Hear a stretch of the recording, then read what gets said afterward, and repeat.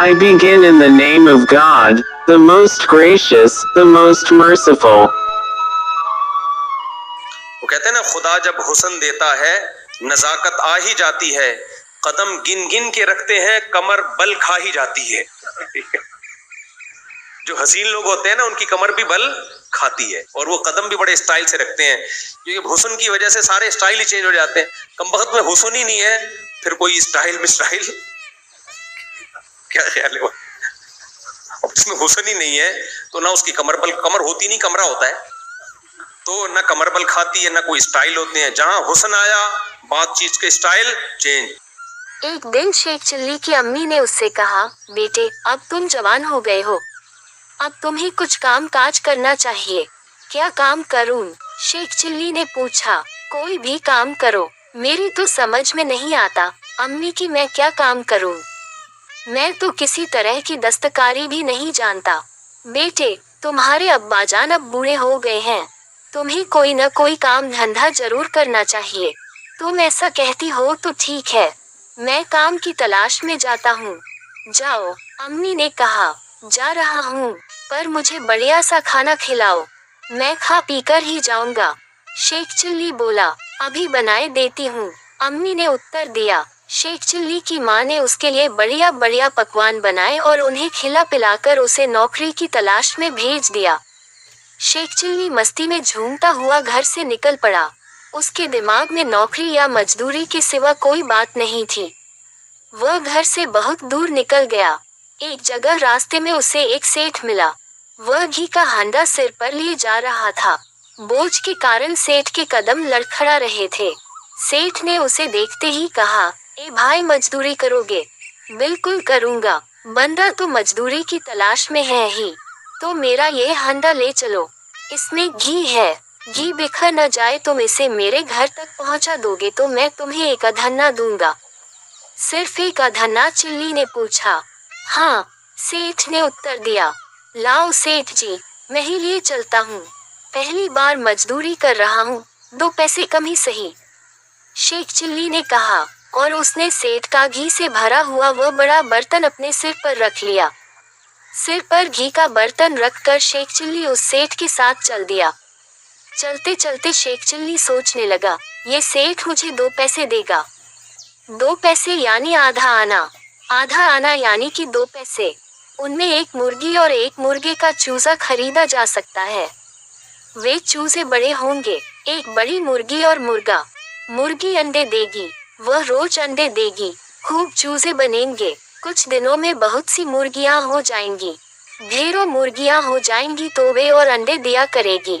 अंडे बेचने से मुझे बहुत आमदनी होगी, फिर तो पैसों की कमी ही नहीं रहेगी।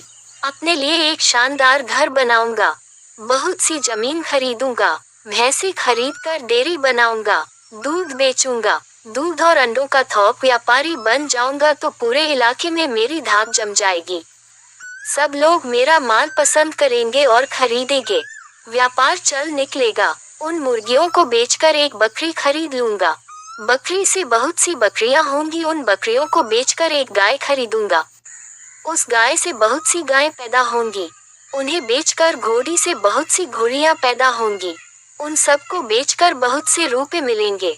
तब मैं अपना मकान बनाऊंगा, फिर एक घोड़े पर बैठकर बाजार में सैर करने निकालूंगा, फिर कारोबार करके बहुत सी दौलत पैदा करूंगा, फिर घर में ठाठ से शाम को बैठक में हुक्का गुदगुदाऊंगा, औरत बच्चों को मेरे पास खाना खाने के लिए भेजेगी। उस वक्त मैं हुक्का गुदगुदाते हुए जोरों से सिर हिलाकर कहूंगा, अभी खाना नहीं खाऊंगा। शेख चिल्ली ने जो ही अपने ख्यालों में जोरों से सिर हिलाया कि वह मटका सिर पर से गिरकर फूट गया और अंदर का सारा सामान मिट्टी में गिरकर खराब हो गया। इस पर उस आदमी ने शेख चिल्ली की अच्छी खासी मरम्मत की। शेख चिल्ली का सपना टूट गया। शेख चिल्ली बाजार में ये कहता हुआ भागने लगा, चल गई बात क्या थी। एक दिन शेख चिल्ली बाजार में ये कहता हुआ भागने लगा, चल गई। उन दिनों शहर में शिया सुन्नियों में तनाव था और झगड़े की आशंका थी। उसे चल गई चिल्लाते हुए भागते देखकर लोगों ने समझा कि लड़ाई हो गई है। लोग अपनी अपनी दुकानें बंद कर भागने लगे। थोड़ी ही देर में बाजार बंद हो गया। कुछ समझदार लोगों ने शेख चिल्ली के साथ भागते हुए पूछा, अरे ये तो बताओ, कहाँ पर चली है? कुछ जाने भी गई है क्या? शेख चिल्ली थोड़ा ठहरा और हैरान होकर पूछा, क्या मतलब? भाई, तुम ही सबसे पहले इस खबर को लेकर आए हो। ये बताओ, लड़ाई किस मोहल्ले में चल रही है? कैसी लड़ाई? शेख चिल्ली ने पूछा। अरे तुम ही तो चिल्ला रहे थे कि चल गई। हाँ हाँ, शेख चिल्ली ने कहा, वो तो मैं इसलिए चिल्ला रहा था कि बहुत समय से जेब में पड़ी एक खोटी दुआनी आज एक लाला की दुकान पर चल गई है। एक जगह कुछ लोग इकट्ठे बैठे थे। शेख चिल्ली भी वहीं बैठा था। कस्बे के कुछ समझदार लोग और हकीम जी दुर्घटनाओं से बचने के उपाय पर विचार विमर्श कर रहे थे। किस दुर्घटना पर कौन सी प्राथमिक चिकित्सा होनी चाहिए, इस पर भी विचार किया जा रहा था। थोड़ी देर में हकीम जी ने वहां बैठे सभी लोगों से पूछा, किसी के डूब जाने पर पेट में पानी भर जाए और सांस रुक जाए तो तुम क्या करोगे? सब चुप थे।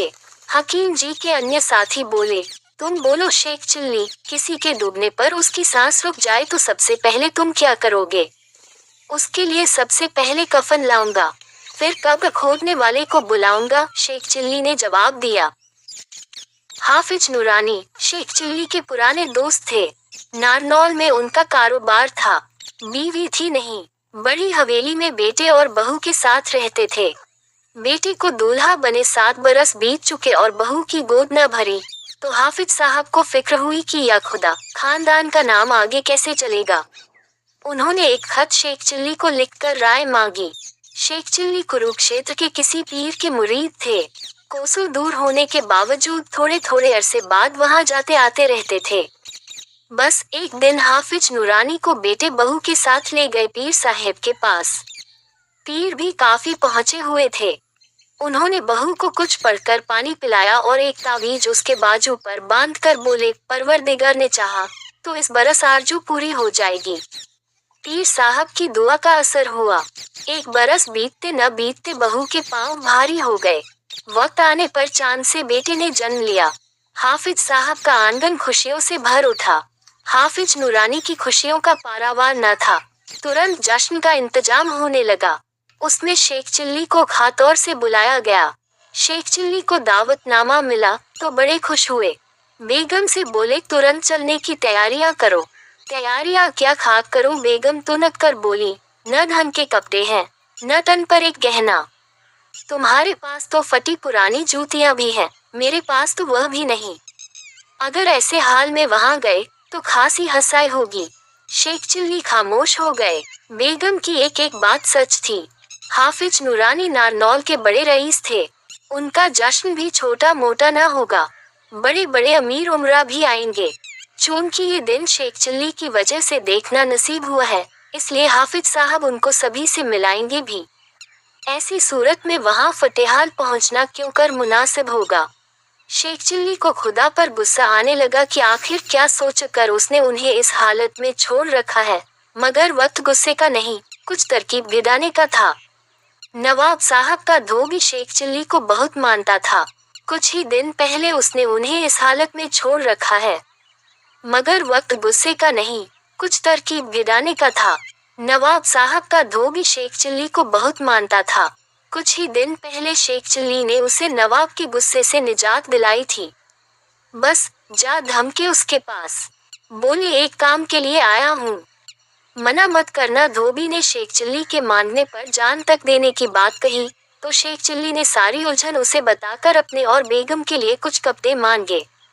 बोले, नारनौल से लौटते ही वापस कर दूंगा।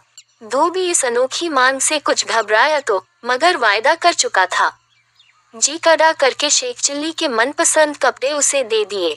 बोला, ये कपड़े नवाब और उनकी भांजी के हैं, सही सलामत वापस कर देना। शेख चिल्ली उन्हें ले घर लौटे। बेगम ने देखे तो बड़ी खुश हुई। फिर बोली, कपड़े तो मिल गए, मगर जूतियों का क्या करोगे? नारनौल पैदल तो जाएंगे नहीं, सवारी का क्या होगा? शेख चिल्ली पहुंचे मोची के यहाँ। बोले, 2 जोड़ी जूतियां चाहिए, एक मेरे लिए, एक बेगम के लिए। मोची ने तरह तरह की जूतियां दिखाई। शेख चिल्ली ने सबसे कीमती जूतियां पसंद कर लीं। बोली, इन्हें बेगम को और दिखा लाऊं, तब खरीदूंगा। मोची मान गया। शेख चिल्ली जूतियां ले घर सटक गए।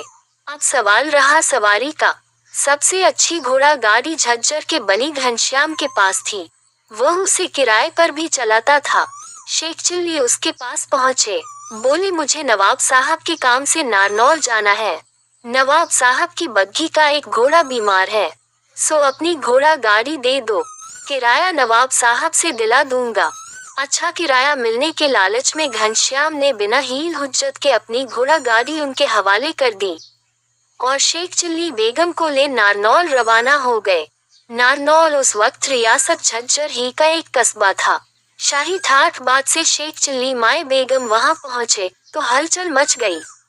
वे जश्न से एक दिन पहले पहुंचे थे, इसलिए पहले मेहमान थे। बड़ी आवभगत हुई। पूरे कस्बे में शेख चिल्ली की अमीरी के चर्चे गूंजने लगे। उन्हें हर मौके पर जाफरानी तंबाकू वाला हुक्का पेश किया जाने लगा। शेख चिल्ली यूं हुक्का बहुत पहले छोड़ चुके थे, मगर यहाँ मुफ्त का जो हुक्का मिला तो कश पर कश लगाने लगे, जैसे ठेठ नवाबी खानदान के हों। मगर इन जश्न के मौके पर सारा गुड़ गोबर हो गया। हाफिज नूरानी के कुछ दोस्त नवाब के घराने से भी जुड़े थे। शेख चिल्ली को सबसे मिलवाया गया तो नवाब साहब के जो कपड़े वह पहने हुए थे पहचान लिए गए। उस समय तो किसी ने कुछ न कुछ कहा, मगर बाद में जो फुसफुसाहटें फैली तो शेख चिल्ली को भनक लग गई। बस हुक्का पके पके भागे जनान खाने की ओर। बेगम से बोले, जल्दी करो, यहाँ से तुरंत चल देने में ही भलाई है। कपड़ों की बाट फूट गई है। ऐसा ना हो कि नवाब को पता चल जाए और धोबी के साथ हम भी रगड़े जाएं। बस दोनों जश्न के बीच से जो खिसके तो नारनौल के बाहर आकर ही दम लिया। सत्यानाश जाए उन लोगों का। कीड़े पड़े निगुड़ों की आंखों में बेगम तुनतुनाकर बोली, कितना मजा आ रहा था, सारी औरतें मुझे सिर आंखों पर बिठाई थीं। तभी उनका ध्यान गया हुक्के पर, जो अभी भी शेख चिल्ली के हाथ में था। बोली, ये हुक्का क्यों उठा लाए? नूरानी भाई ढूंढते फिरेंगे कि हुक्का कहाँ गया।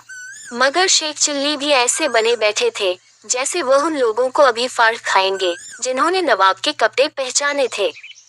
बेगम की बात उनके कानों में पहुंची ही नहीं। काश मेरे बस में होता कि जिसको चाहूं फांसी पर चढ़ा दूं।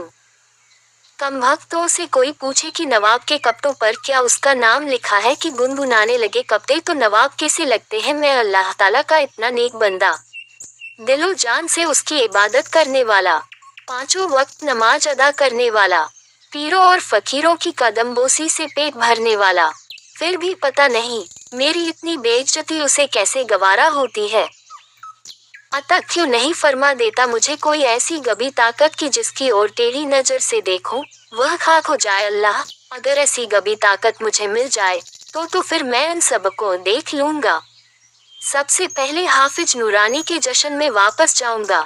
उन सारे बेहुदा लोगों को ऐसी टेढ़ी नजर से देखूंगा कि सर से पांव तक शोला बन जाएंगे। कमबख्त इधर उधर भागेंगे, शोर मच जाएगा, पानी डालो रेत डालो, लपटों में घिरे हुए वहशी पंडाल में इधर उधर भागेंगे।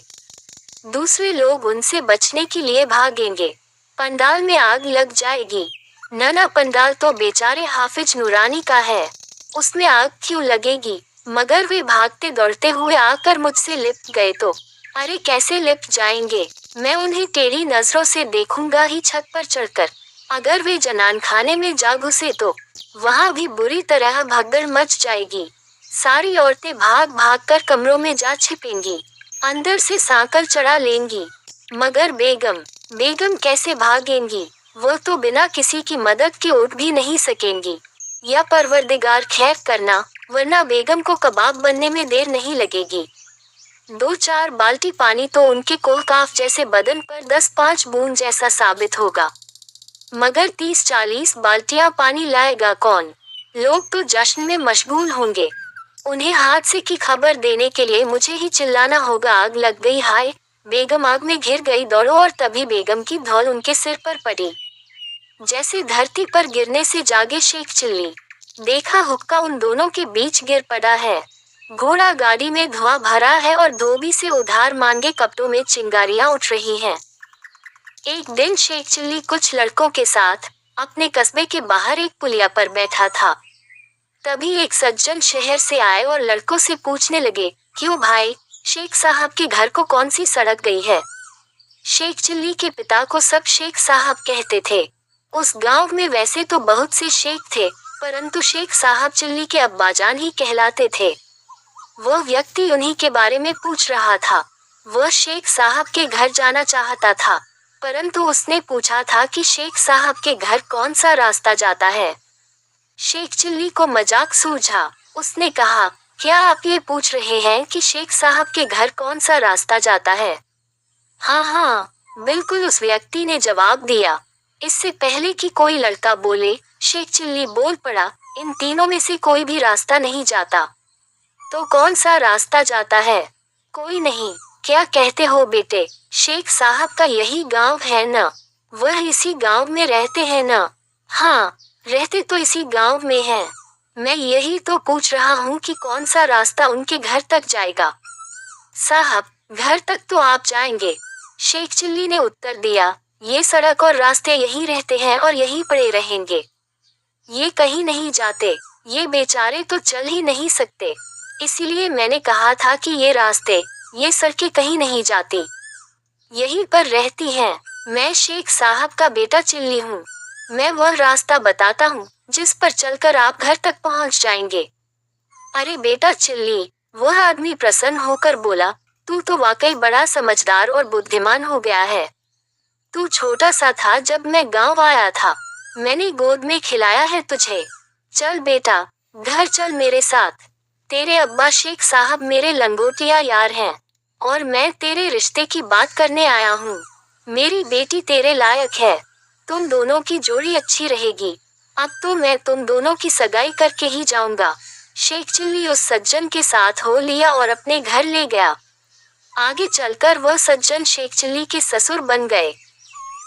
एक बार कार्यक्रम बना, नवाब साहब कालेसर के जंगलों में शिकार खेलने जाएंगे।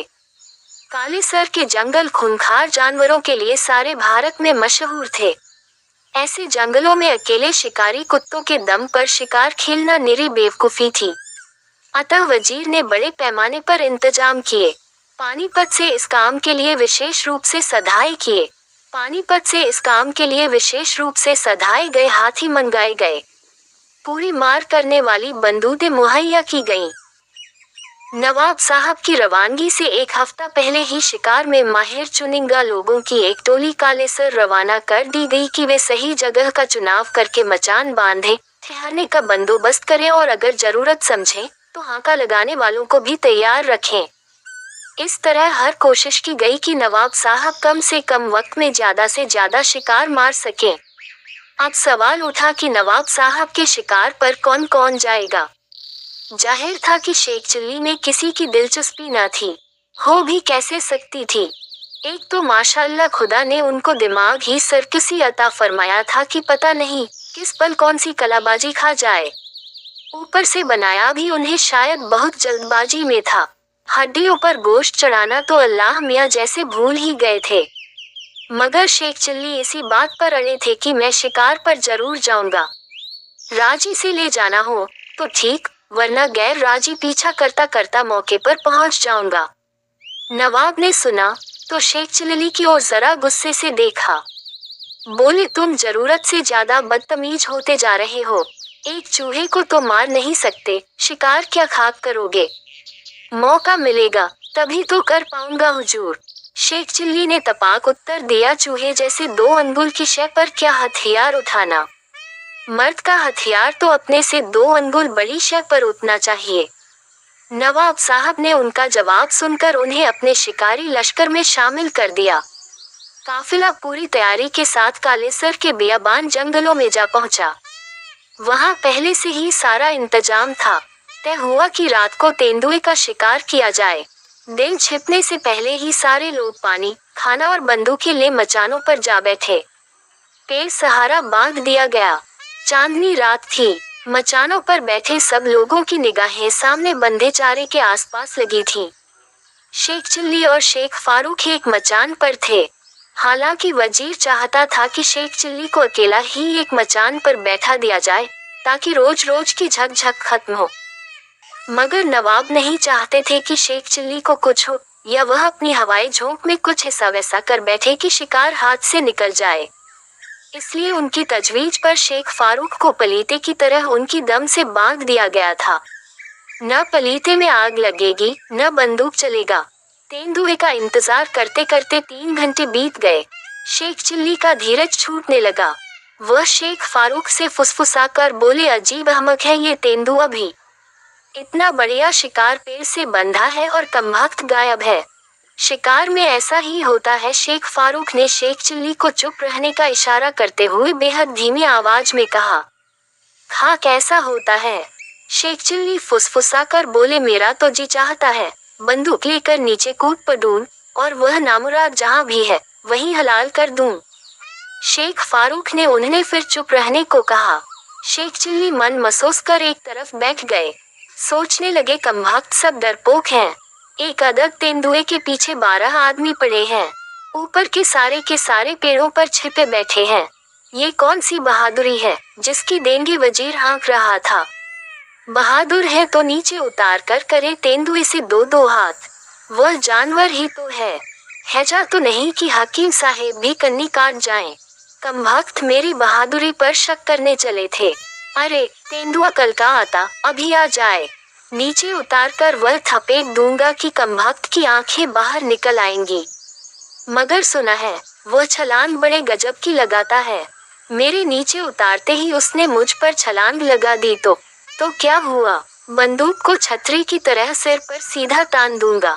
ससुरा गिरेगा तो सीधा बंदूक की नाल पर गिरेगा। पेट में धंस जाएगी नाल, हो जाएगा ठंडा। और छलांग का भरोसा भी क्या, कुछ अधिक ऊंचा उछल गया तो जाकर गिरेगा सीधा मचान पर, उठाकर भाग जाएगा शेख फारूक को। सारे लोग अपने अपने मचान पर से चिल्लाएंगे, शेख चिल्ली पीछा करो उस शैतान तेंदुए का। शेख फारूक को ले भागा। मैं बंदूक तानकर तेंदुए के पीछे भागूंगा। तेंदुआ आगे आगे, मैं पीछे पीछे।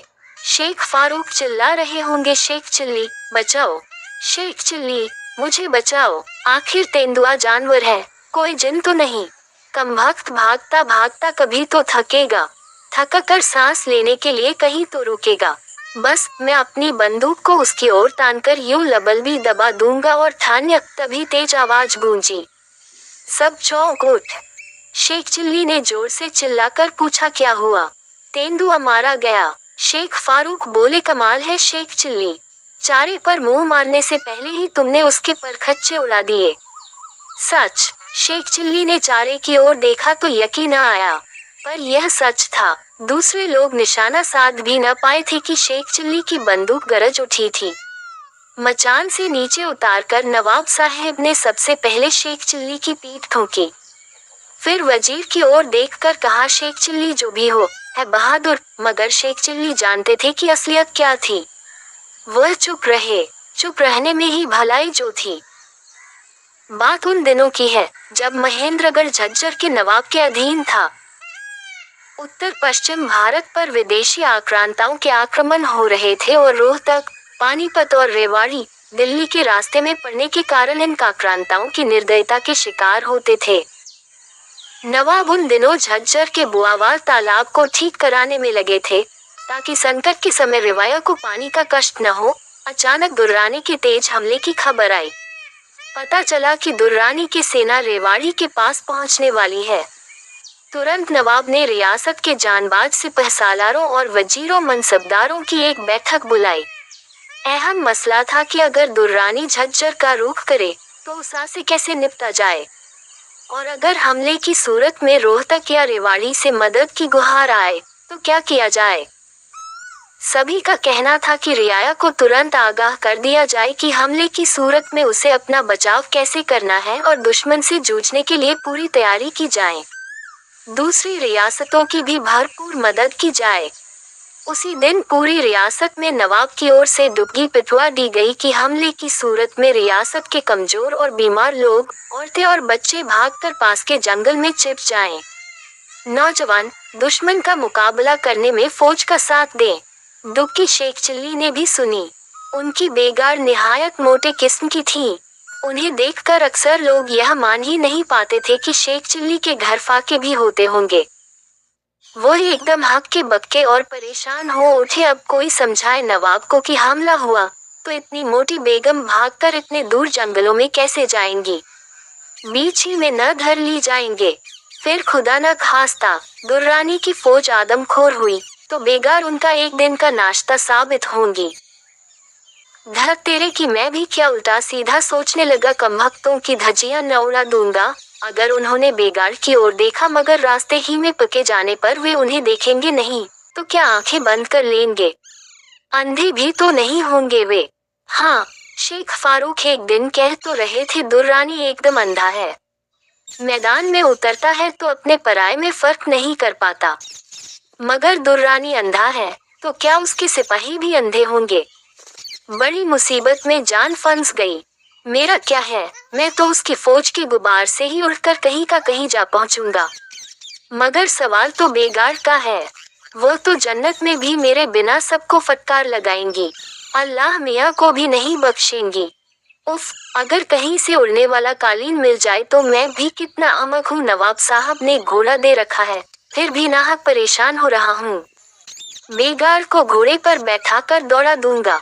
दुर्रानी की कमबख्त सारी फौज हाथ मालती रह जाएगी। मगर घोड़ा भी तो जानवर है, पता नहीं बेगार का बोझ सह पाएगा या नहीं। ऐसा न हो कि बीच में पिचक जाए या खुदा ऐसा हुआ तो क्या होगा? घोड़ा कहीं गिरेगा, बेगम कहीं बिरंगी उनसे तो गिरकर उठा भी नहीं जाएगा। फिर घोड़ा नवाब का है, क्या पता सीधा जंगल में जाएगा या लड़ने का जोश में कमबख्त दुर्रानी की फौज में ही जा घुसेगा। बेगम बेचारी तो जोर जोर से फटकार लगाने के अलावा कुछ कर भी नहीं सकती। माना कि उनके अब्बा हजूर एक जानबाज सिपाही थे, तलवार ऐसी चलाते थे कि दुश्मन को छठी का दूध याद आ जाता था। मगर धुल पड़े उनके दकियानुसी ख्यालात पर बेगार को जबान चलाना तो सिखा दिया, तलवार चलानी नहीं सिखाए।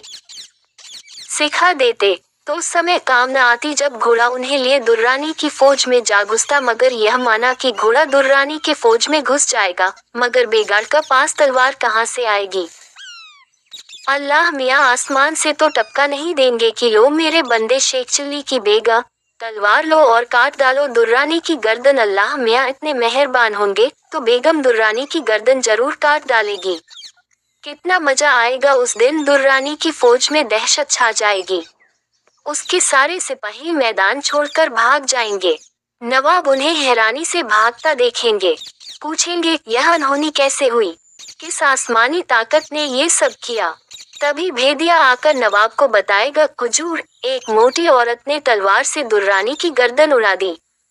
नवाब और हैरान होंगे, तपाक से कहेंगे वह औरत है या फरिश्तों की मलिका, उसे पूरी इज्जत के साथ दरबार में पेश करो। पेश करो नहीं नहीं, नवाब कहेगा कि हम खुद उसकी कदमबोसी करेंगे।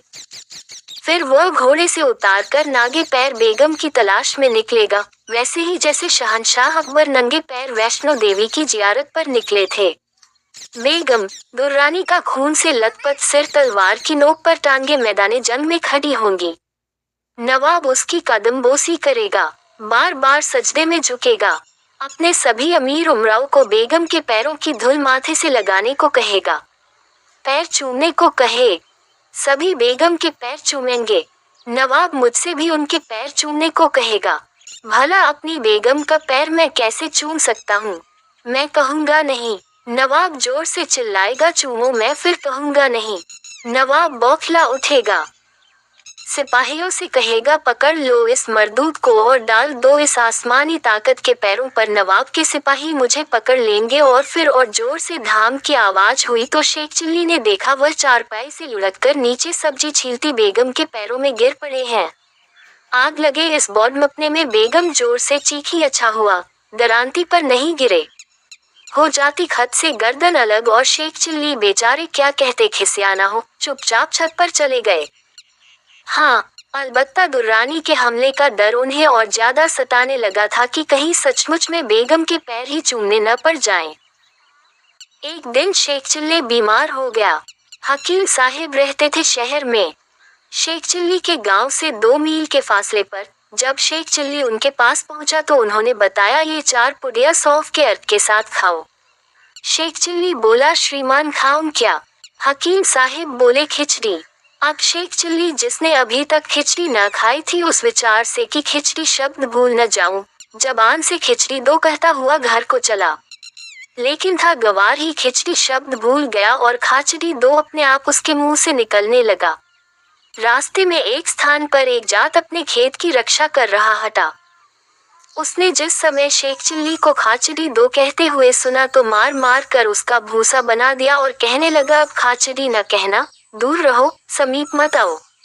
उसने दूर रहो समीप मत आओ कहना आरंभ कर दिया। थोड़ी दूर गया होगा कि वहां चिड़ीमार जाल फैलाए बैठे थे। उन्होंने भी खूब मरम्मत की और बोले कि अब तुम आते जाते और फंसते जाओ कहना। शेख चिल्ली ने आते जाओ और फंसे जाओ कहना आरंभ कर दिया। सामने से बहुत से चोर आ रहे थे। उन्होंने शेख चिल्ली के ये शब्द सुने तो मारे गुस्से के उनका बुरा हाल हो गया। उन्होंने शेख चिल्ली को इतना पीटा कि अधमरा कर छोड़ दिया।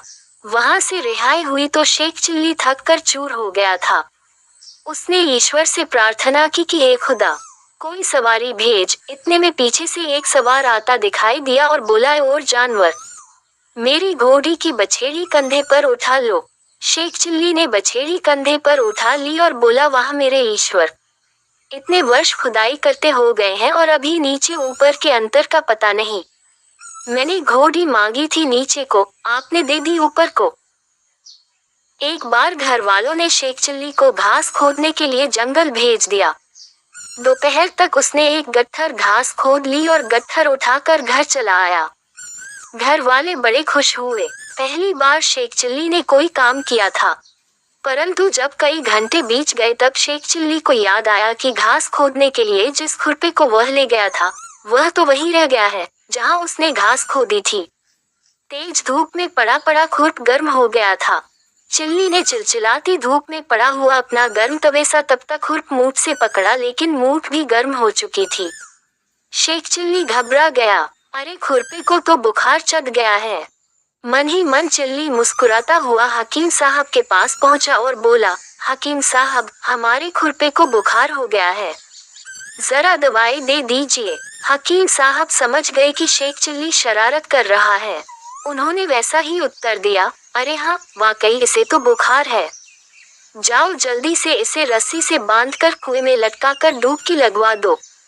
तब भी बुखार न उतरे तो इसे मेरे पास ले आना। शेख चिल्ली चला गया। शेख चिल्ली ने रस्सी ने खुरप बांधा और उसे कुएं में लटकाकर खूब गोते लगवाया। थोड़ी देर बाद उसने उसे ऊपर खींचा। खुरप ठंडा हो चुका था। चिल्ली ने हकीम साहब को धन्यवाद दिया। संयोगवश एक दिन हकीम साहब के दूर की एक रिश्तेदार को तेज बुखार हो गया था। वह बूढ़ी उन्हीं से अक्सर दवाई लेने आती थी। वह शेख चिल्ली के पड़ोस में रहती थी। चिल्ली ने देखा कि तेज बुखार से तपती हुई उस 70 वर्ष की बुढ़िया को लोग हकीम साहब के पास ले जाना चाहते हैं। शेख चिल्ली को शरारत सूझी। उसने हकीम साहब को बताया हुआ नुस्खा उन्हें बताते हुए कहा कि हकीम साहब जो वहाँ बताएंगे मैं यही बताए देता हूँ। दादी जान को तेज बुखार है। ये गरम खुरपे सी तप रही है। इसका सबसे अच्छा इलाज यह है कि इन्हें किसी कुएं या तालाब में खूब अच्छी तरह डुबकी लगवाओ। बुखार नाम की चीज सदा के लिए दूर हो जाएगी। ये तरकीब मुझे हकीम साहब ने खुद बताई थी। लोगों ने शेख चिल्ली की बात मान ली और बुढ़िया को एक पीढ़े पर बैठाकर रस्सियों से बांधकर कुएं में लटका दिया। कुएं के पानी में बुढ़िया को खूब डुबकियां लगवाई गईं। कई डुबकियां लगवाने के बाद जब बुढ़िया को बाहर निकाला गया तो वह ठंडी पड़ चुकी थी। उसके प्राण पखेरु उड़ गए थे। लोग शेख चिल्ली पर बिगड़ उठे। बुढ़िया के घर वालों ने गुस्से में कहा, तुमने तो दादी जान को मार ही दिया। शेख चिल्ली बोला, मियाँ, मैंने केवल बुखार की गारंटी ली थी। अच्छी तरह देख लो बुखार उतर गया है या नहीं। हकीम साहब का नुस्खा गलत नहीं है। यह उन्हीं की बताई हुई तरकीब है। खुद जाकर पूछ लो। तरकीब गलत होती तो इस बुढ़िया का बुखार न उतरता। लोग हकीम साहब के पास गए।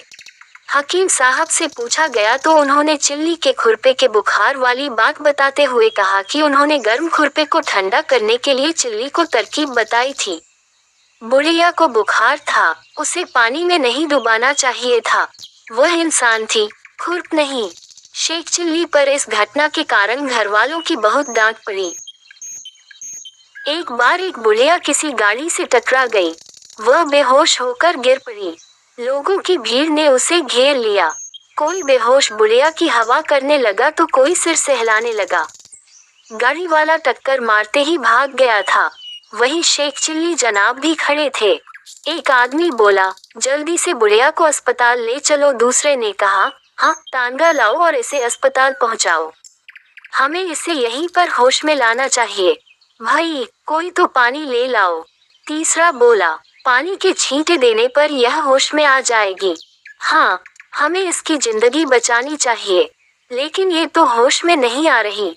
इसे अस्पताल ही ले चलो, वहीं होश में आएगी। वहीं खड़ा शेख चिल्ली बोला, इसे होश में लाने का तरीका तो मैं बता सकता हूँ। बताओ भाई। लोग बोले, इसके लिए गर्म गर्म जलेबियाँ लाओ। जलेबियों की खुशबू इसे सुंघाओ और फिर इसके मुंह में डाल दो। जलेबियाँ इसे बड़ा फायदा करेगी। शेख चिल्ली ने बताया। शेख चिल्ली की बात बुढ़िया के कानों में पड़ गई। वह बेहोशी का बहाना किए पड़ी थी। शेख चिल्ली की बात सुनते ही वह बोल उठी, अरे भाइयों, इसकी भी तो सुनो, देखो ये लड़का क्या कह रहा है। लोग चौंक पड़े। उन्होंने बुढ़िया को बुरा भला कहा और चल दिए। बहानेबाज बुढ़िया भी चुपचाप उठकर जाने को मजबूर हो गई। जनाब शेख चिल्ली दुनिया में सिर्फ 2 चीजों से डरते थे, घर में अपनी बीवी से और बाहर कुत्तों से। सो वह घर में बीवी और बाहर कुत्तों से जरा बचकर ही रहते, क्योंकि उन्होंने भी सुन रखा था कि भौंकने वाले कुत्ते काटते नहीं, लेकिन इस अफवाह पर उन्हें यकीन नहीं था। उन्हें ये भी लगता था कि क्या पता इस अफवाह से कुत्ते वाकिफ भी हैं या नहीं, सो वह ऐसा खतरा उठाने की कभी सोचते भी नहीं थे। गांव के कुत्तों को भी उनमें कोई रुचि नहीं रह गई थी। उनकी कदकाठी, पहनावा और शक्ल कुत्तों को जरा भी पसंद नहीं थी। शेख चिल्ली दुबले पतले और नाटे तो थे ही उनका चश्मा अजीब ढंग से उनकी नाक पर टिका रहता था। एक दिन की बात, शेख चिल्ली अपने चचा जान से मिलने के लिए बगल के गांव में जा रहे थे। उस गांव के अजनबी कुत्तों ने अजीब शक्ल सूरत वाला इंसान पहले कभी नहीं देखा था। आज जब पहले पहल उन्हें ऐसा मौका नसीब हुआ तो वे जोर जोर से भौंकने लगे। वे इस अजीब इंसान का पीछा छोड़ने को तैयार न थे। जहां भी शेख चिल्ली जाते कुत्ते भी पीछे पीछे भौंकते हुए लगे रहते। शेख चिल्ली ने कुत्तों को पीछा करते देख अपनी चाल बढ़ा दी, लेकिन वह जितना तेज चलते कुत्ते उतनी ही जोर से भौंकते। आखिरकार शेख चिल्ली के सब्र का बांध टूट गया। उन्हें लगा कि ये बदमाश कुत्ते ऐसे नहीं मानने वाले, कुछ करना ही पड़ेगा। उन्होंने किसी हथियार की तलाश में इधर उधर नजर फिराई। बगल में ही एक ईंट पड़ी थी। वह झुककर उसे उठाने लगे, लेकिन ईंट हिल भी नहीं रही थी, वह तो जमीन में गड़ी थी। पूरी ताकत लगा देने के बाद भी शेख चिल्ली उसे उठाने में कामयाब नहीं हुए। वे नाराज हो गए और गुस्से से भरकर गांव वालों को गालियां देने लगे। एक गांव वाला उधर से गुजर रहा था। उसने शेख चिल्ली से उनकी नाराजगी का सबब पूछा। बड़ा अजीब गांव है तुम्हारा। शेख चिल्ली गुस्से में ही चिल्लाए, ये भी कोई तरीका है? तुम लोग कुत्तों को खुला रखते हो और ईंटों को बांधकर।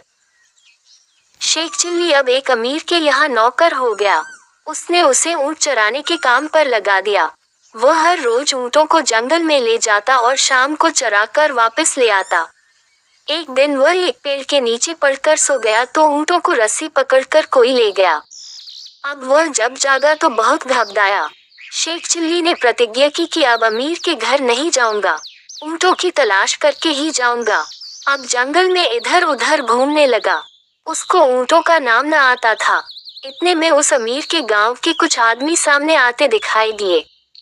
उसने ऊंटों की लीद दिखाकर कहा कि जिनके हम हैं, नौकर उनसे कह देना कि जिनकी यह लीद है जाते रहे। शेख चिल्ली था तो मूर्ख ही, और आप भी जानते हैं कि मूर्खों को गुस्सा बहुत जल्दी आता है। एक दिन शेख चिल्ली रास्ते में जा रहा था। लड़कों ने अपनी आदत के मुताबिक उसे तंग करना आरंभ किया। एक कहता महामूर्ख, दूसरा कहता जिंदाबाद, मगर लड़के बहुत चालाक थे। वह घरों में घुस जाते और शेख चिल्ली गली में ही टापता रहता। एक दिन संयोग से क्या हुआ कि छोटा सा लड़का शेख चिल्ली के हाथ आ गया।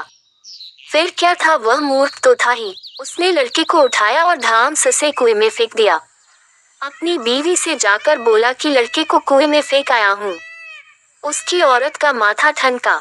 वह बोली अच्छी बात है। शेख चिल्ली जब सो गया तो उस बेचारी ने लड़के को कुएं से निकाला, मगर मारे ठंड के लड़के का बुरा हाल हो रहा था। उसका भाई गली में ही रहता था। वह लड़के को वहां ले गई, सारा हाल कह सुनाया और बोली भैया लड़के को तुम अपने पास रखो, जब उसे आराम हो जाए फिर उसको घर पहुंचा देना। शेख चिल्ली के साले ने कहा बहन, जब उसके माँ बाप उसकी खोज में आएंगे तो फिर क्या किया जाएगा। शेख चिल्ली की स्त्री बोली अगर लड़के को इस परिस्थिति में उनके सुपुर्द किया गया तो वह बला आएगी कि हम व्यर्थ में मारे जाएंगे, इसलिए आराम होने तक अपने पास रखो।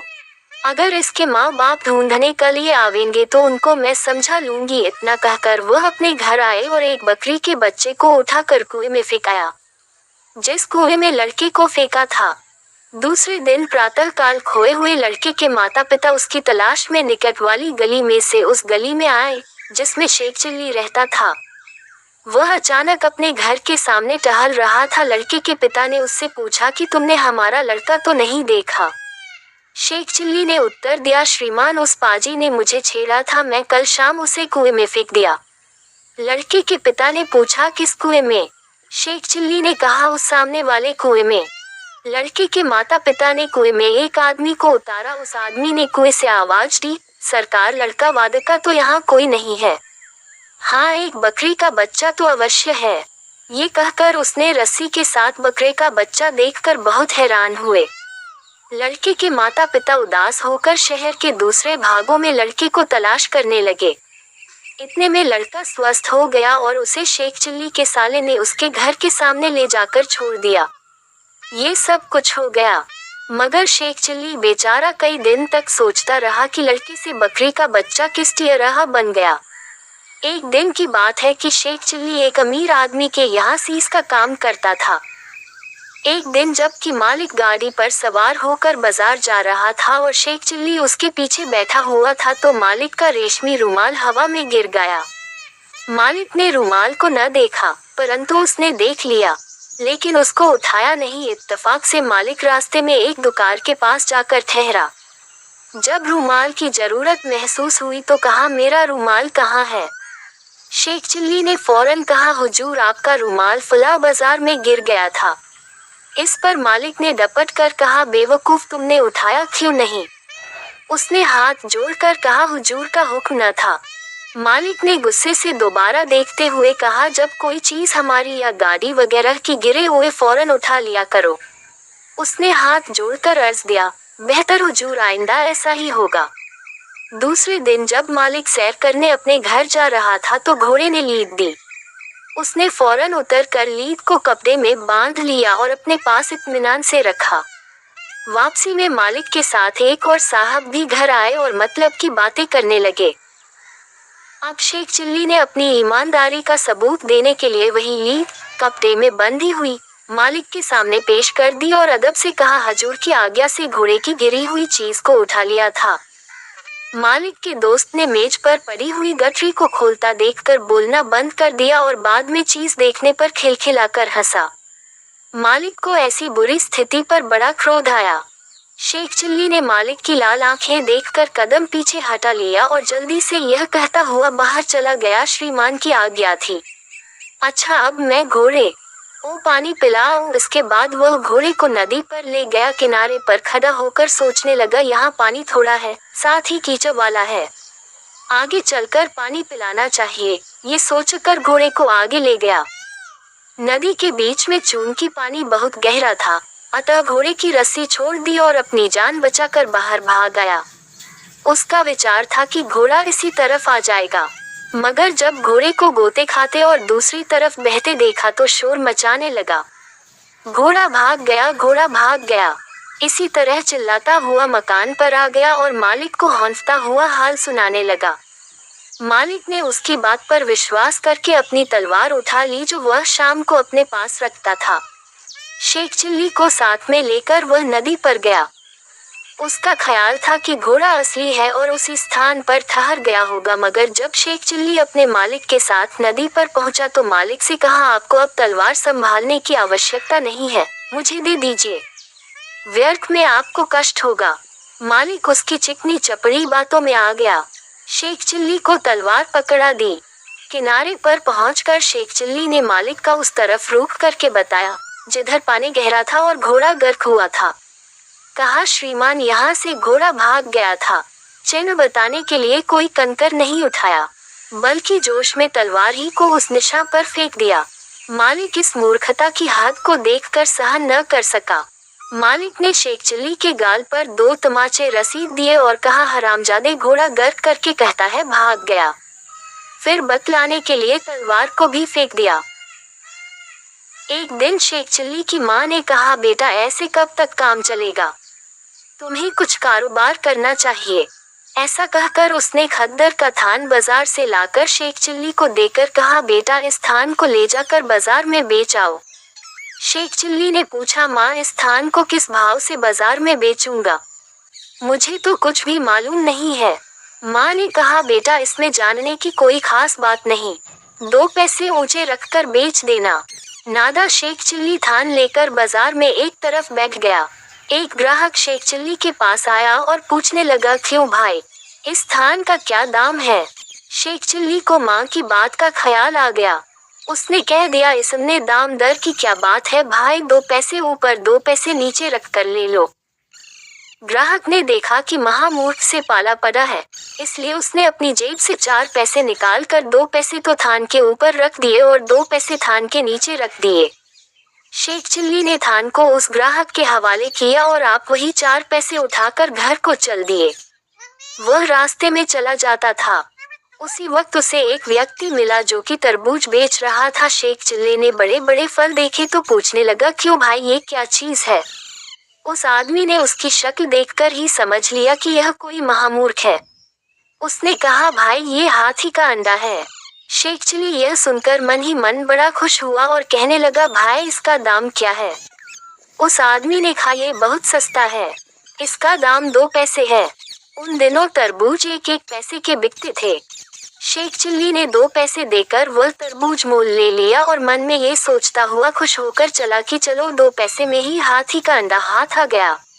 अब घर चलकर इस अंडे की सेवा करूंगा, इसमें से हाथी का बच्चा निकलेगा तो उसकी सेवा करूंगा, वह बड़ा होगा तो उसे बेचकर बहुत रुपए कमाऊंगा। शेख चिल्ली चलता जा रहा था, तब तक उसे टट्टी लगी। वो तरबूज को लिए एक खेत में घुस गया।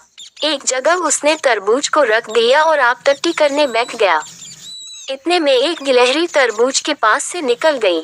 शेख चिल्ली ने उसे देखकर सोचा कि यह तो हाथी का ही बच्चा मालूम होता है। वह उठकर उसकी ओर दौड़ा, मगर गिलहरी भला कब हाथ आने वाली थी, वह लपक लपक एक ओर निकल गई। शेख चिल्ली हाथ मलता हुआ घर की ओर लौट पड़ा।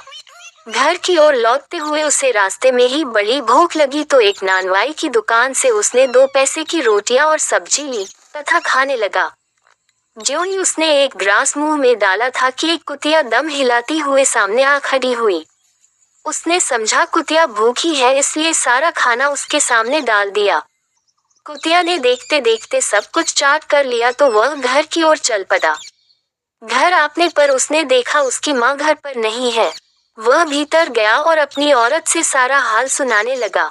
उसकी औरत ने जब सब हाल सुन लिया तो गुस्सा होकर कहने लगी, लानत है तुम पर जो तुमने हाथी का बच्चा खो दिया। अगर वह आज घर में होता तो मैं उस पर किस शान से सवारी करती। इतना सुनना था कि शेख चिल्ली ने खाना छोड़कर अपनी औरत को मारना शुरू कर दिया। उसने कहा, हरामजादी हाथी का बच्चा इतना छोटा और तू भैंस जैसी औरत, अगर तू उस पर सवारी करती तो वह बच्चा मर नहीं जाता। अभी यह सब झमेले हो ही रहे थे कि शेख चिल्ली की माँ लौटकर घर आ गई। उसने जब अपनी पतोहू के रोने की आवाज सुनी तो ऊपर आकर पूछा, क्यों बेटा, ये सब क्या तमाशा है? इस पर शेख चिल्ली ने थान को बेचने से लेकर हाथी का अंडा खरीदने तक की कुल बातें अपनी माँ को सुना दी। शेख चिल्ली की माँ ने ये सब हवाला सुना तो मरे गुस्से से आग बबूला हो गई। उसने शेख चिल्ली को बहुत भला बुरा कहा, फिर खाने लगी, बेईमान, तुझे मैंने अपनी कुल जमा पूंजी बेचकर खद्दर का थान दिया था। तू जा और जब तक थान लेकर वापस नहीं आएगा मैं तुझे घर में घुसाने नहीं दूंगी। ये कहते हुए उसने शेख चिल्ली को खूब पीटा और उसे बाहर भगा दिया। शेख चिल्ली वहां से चल पड़ा। चलते चलते उसी दुकान के पास उसने उस कुतिया को देखा जिसे उसने रोटी खिलाई थी। बस फिर क्या था, शेख चिल्ली लगा उसे मारने। उसको खून मार पड़ी थी, इसलिए उसने सारा गुस्सा उस कुतिया पर निकालना शुरू कर दिया। कुतिया एक तरफ को भाग चली। उसे पिटते हुए शेख चिल्ली भी उसके साथ ही साथ दौड़ने लगा। दौड़ते भागते आखिर उसकी मार से बचने के लिए कुतिया एक मकान में घुस गई। शेख चिल्ली भी उसके साथ ही उस मकान के अंदर घुस गया। उस वक्त उस मकान की मालकिन अपना बॉक्स खोलकर श्रृंगार करने बैठी थी। बस उसी समय किसी काम से डॉस में चली गई थी, मगर बॉक्स को बंद करना भूल गई थी। कुतिया जब कमरे में घुसी तो शेख चिल्ली ने खुला हुआ संदूक देखा। उसके अंदर बहुत से जेवरात और रुपए रखे हुए थे। उन्हें देखकर उसने अपने कंधे पर से अंगोछा उतारा और बॉक्स में रखे तमाम जेवरात तथा रुपए में बांध लिए और आसानी से बाहर निकल आया। घर आकर उसने अपनी माँ को वह सारा सामान दे दिया। उसकी माँ इतनी ज्यादा दौलत देखकर बहुत खुश हुई। शेख चिल्ली ने उस दौलत के मिलने का सारा हाल बयान कर दिया। उसकी माँ ने सब जेवरात मकान के अंगार में जमीन में गाड़ दिए। मगर उसी वक्त उसे ये ख्याल आया कि शेख चिल्ली तो बेवकूफ है, कहीं अगर किसी की बातों में आकर कुछ किसी से कह दिया तो आफत होगी। ये सोचकर उसने बाजार से एक आदमी भेजकर रुपए की धान की खोल और कुछ मिठाइयाँ मंगवाए और रात के वक्त जब शेख चिल्ली सो गया तो उन्हें आंगन में बिखेर दिया। फिर बहुत सुबह उसने शेख चिल्ली को जगाकर कहा, उठ बेटा, देख आज हमारे आंगन में धान की खोल और मिठाइयों की बारिश हुई है। शेख चिल्ली ने ये सुना तो दौड़कर चाट आंगन में आ गया और धान की खोल और मिठाई के टुकड़ों को बीन बीन कर खाने लगा। जिस आदमी के मकान में चोरी हुई थी उन्होंने शहर के कोतवाल को रिपोर्ट लिखा दी। तहकीकात होने लगी। जब वे ढूंढते हुए शेख चिल्ली के मकान पर आए तो शेख चिल्ली मकान के सामने खड़ा था। शहर के कोतवाल ने उससे पूछा, तुम जानते हो यह चोरी किसने की है? शेख चिल्ली ने छूटते ही कहा, ये चोरी तो मैंने ही की थी। तब शहर कोतवाल ने पूछा, दौलत कहाँ है? शेख चिल्ली ने कहा, वह तो मेरी माँ ने आंगन में उसी दिन गाड़ दिया था जिस रात की सुबह हमारे आंगन में धान की खील और मिठाइयों की बारिश हुई थी। ये सुनकर शहर कोतवाल बहुत हंसा। उसने सोचा, भला ऐसा भी कहीं हुआ है कि किसी के आंगन में धान की खील और मिठाइयों की बारिश हो। वह समझा ये कोई पागल आदमी है और वह सिपाहियों के साथ चला गया। इस प्रकार शेख चिल्ली की माँ की जान बच गई। कुछ दिनों तक उसी धन से अपना घर चलाती रही। पहले मालिक ने शेख चिल्ली को ठीक काम न करने के कारण निकाल ही दिया तो शेख चिल्ली एक सेठ के यहाँ पहुँचा और हाथ जोड़कर सेठ जी से बोला, हुजूर मैं बहुत गरीब आदमी हूँ, आप मुझे खिदमत के लिए नौकरी पर रख लीजिए। सेठ जी ने कहा, ठीक है, मगर तुमको मुझे एक इकरारनामा लिख कर देना होगा। अगर तुम उसके अनुसार काम न करोगे या नौकरी छोड़ोगे तो तुम्हारे नाक कान का लिए जाएंगे। यदि हम तुम्हें नौकरी से अलग करने को कहेंगे तो तुम हमारे नाक कान काट देना। सब काम इत्यादि लिखकर एक इकरारनामा तैयार किया गया तो दोनों उस पर अपने अपने हस्ताक्षर करके सो रहे। सुबह उठते ही शेख चिल्ली ने सोचा कि रोज सर और दादी का काम बड़ा बेमौका है, इसलिए उनकी सफाई ही करवा देनी चाहिए। ऐसा सोचकर उसने पानी में चूना पीसकर डाल दिया। उस पानी में जब सेठ जी ने दादी को और उनकी स्त्री ने बालों को धोया तो सब गिर गए। सेठ जी ने खफा होकर कहा, ये क्या? शेख चिल्ली बोला, इकरारनामे के खिलाफ तो मैंने कुछ नहीं किया। सेठ जी की किताबों का बैग भी शेख चिल्ली रोज दफ्तर ले जाया करता था। एक दिन शेख चिल्ली ने वैसा ही दूसरा बैग बनाकर उसमें ईंटें भर दी और दूसरे दिन ले जाकर दफ्तर में रख दिया। जब सेठ जी ने बैग खोला तो हक्के बक्के रह गए और सबको हंसता देखकर बड़े शर्मिंदा हुए। अब सेठ जी समझ गए कि नौकर कुछ उस्ताद मिला है। शेख चिल्ली की अगली शर्त थी प्रतिदिन घोड़े को चरा कर लाने की। शर्त के अनुसार शेख चिल्ली घोड़े को लेकर चराने गए तो घोड़े को छोड़कर और चादर तानकर सो रहे। रात होने पर घोड़े लेकर वापस आए तो रास्ते में सौदागर बोला, क्यों भाई घोड़ा बेचोगे? शेख चिल्ली ने उत्तर दिया, हाँ साहब बेचेंगे, मगर 50 रू लेंगे। सौदागर ने कहा नहीं। तब शेख चिल्ली बोले, 40 ही दे देना, पर घोड़े की थोड़ी पूंछ काट लेने दो। शेख चिल्ली सौदागर से रूपा और थोड़ा सा पूंछ का टुकड़ा लेकर चल दिया और जाते ही चिल्लाने लगा, सेठ जी घोड़े को चूहे अपने बिल में घटित कर ले गए। सेठ जी आए तो उन्हें पूंछ दिखाकर कहने लगा, देखिए घोड़े को खींचने पर उसकी पूंछ टूट कर रह गई। सेठ जी उसे नौकरी से अलग होने को कहते तो नाक कान कटवाने पड़ते थे, अब चुप होकर रह गए। शर्त में ये भी लिखा था कि शेख चिल्ली घर में जलाने को लकड़ी भी लाया करेगा। जब शेख चिल्ली लकड़ी लेकर आया तो उसने आते ही घर में रखकर आग लगा दी। सेठ जी उस समय मंदिर गए हुए थे। आने पर उन्होंने शेख चिल्ली से कहा, तुमने हमारे घर में आग क्यों लगाई? अब हम तुमको नौकर नहीं रखेंगे। शेख चिल्ली ने इकरारनामे की बात कह दी। सेठ जी ने तंग आकर अपनी पत्नी से कहा, अब तो इससे नाक कान बचाना ही कठिन है, क्या किया जाए? पत्नी ने कहा, मैं आपके साथ पीहर चली जाती हूँ, यह आप ही पीछे से भाग जाएगा। शेख चिल्ली ने ये सब बात सुन ली और रात को ही सेठ जी के ले जाने वाले बक्से में जा बैठा। सुबह होने से पहले ही सेठ जी और उसकी पत्नी बक्सा लेकर चल दिए। जब कुछ दूर चले गए तो सेठ जी बोले, कमबख्त से पीछा तो छूटा, अब वह नहीं आ सकेगा। ऐसे कहते हुए सेठ जी व उनकी पत्नी चले जाते थे तो बक्से में बैठे शेख चिल्ली को पेशाब आ गया तो उसने संदूक में ही कर दिया। जब पेशाब बहकर सेठ जी के मुंह पर आया तो सेठ जी ने समझा कि हलवा बनाकर हमने संदूक में रखा था उसका घी बह रहा है। जब सेठ जी ने संदूक उतार कर जमीन पर रखा तो झट संदूक में से शेख चिल्ली निकल आया और बोला, हुजूर के कदमों को तब तक नहीं छोड़ सकता जब तक नाक कान न काट लूं। सेठ जी ने कहा, क्यों? ये लो संदूक, इसे सिर पर रख के ले चलो। परंतु शेख चिल्ली ने इनकार कर दिया। लाचार सेठ जी अपने ही सिर पर संदूक रख कर चले। जब ससुराल 1 मील रह गई तो उन्होंने शेख चिल्ली से कहा, जाओ ससुराल कह दो सेठ जी आए हैं, वह फला जगह पर बैठे हैं, उन्हें ले आओ।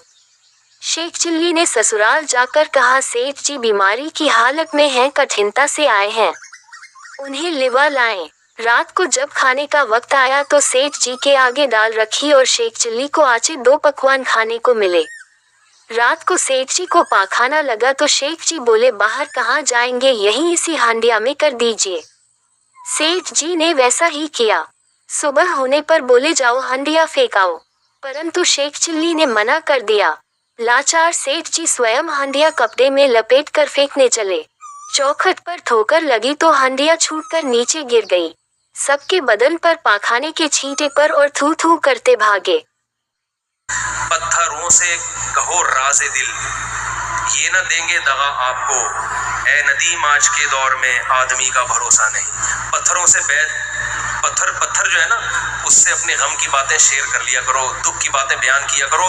वो आपकी मदद नहीं करेगा तो कम से कम दगा भी नहीं देगा, अपने सीने में महफूज रखेगा आपका गम। इंसानों से अपने दुख शेयर करोगे, खैर ख्वाह बनेंगे, लेकिन आप ही की जड़ें काटना बोलो शुरू करते होता है। पत्थरों में ये खतरा नहीं होता। दोबारा सुना दो शेर, पत्थरों से कहो राज़े। बड़ा खानदानी शायर था, लेकिन आजकल उसकी शायरी मार्केट से शॉर्ट हो गई। शुरू में एकदम दबंग की शायरी है, मैंने कहा पता नहीं, लेकिन वो 2-4 अशारी घुमा रहे, काफ़ी नदीम शाह तक हमारा कोई पैगाम पहुँचा दे, कुछ नया मार्केट में लाओ यार, क्योंकि उर्दू ज़बान की हिफाजत ये शायर ही करते हैं। इसलिए मुझे इन शायरों से इस वजह से लगा हुआ है कि ये उर्दू के मुहाफिज हैं। तो पत्थरों से कहो राज़े दिल, ये ना देंगे दगा आपको, ए नदीम आज के दौर में आदमी का भरोसा नहीं। एक और सुना दूं इसी खुशी में, कल वो शायद तुझे छोड़ दे, हाँ कल वो मेरी भी आंगन में थी, जिस पे तुझको गुरूर आज है। समझ में आ रहा है? जिस पे तू आज गुरूर कर रहा है ना, कल वो कहाँ थी? आखिर में बताऊंगा क्या थी, आप परेशान ना हो, आपने पता नहीं कौन सी चीज चली गई।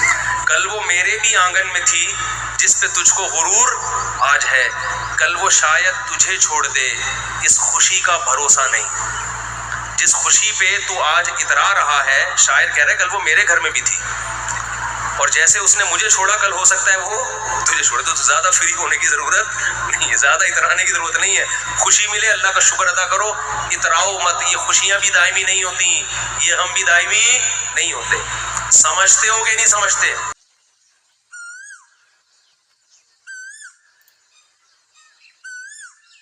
Subscribe and share and like and comment, but now as you like.